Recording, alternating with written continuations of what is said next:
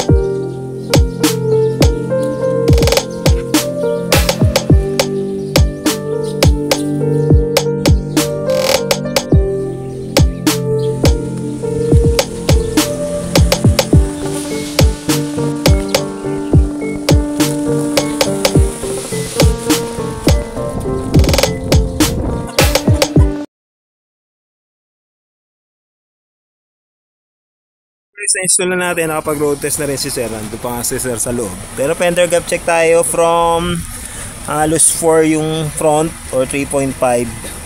Sikip na yung dos. Ayan, sikip pagka diretso yun. 1.5 na lang yung front. And yung rear na sa luwag yung 1. Sikip yung dos, 1.5. So nagpantay siya. 1.5.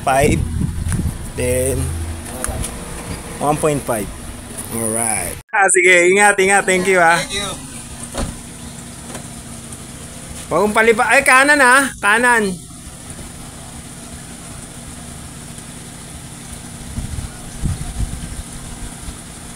Nang hamsams kay kuya, nag-road test kami. Pogi. Ganyan lang dapat kasi malinis lang. Drop and mags. Bago mags na. Bago. Sayang, hindi sa ating kumuwi. Ganda tayo niyan From Marikina. Ingat! Nasobra naman ang bagal ngayon Ang ina, pinaparampa. Alright, thank you. Kanan boss, kanan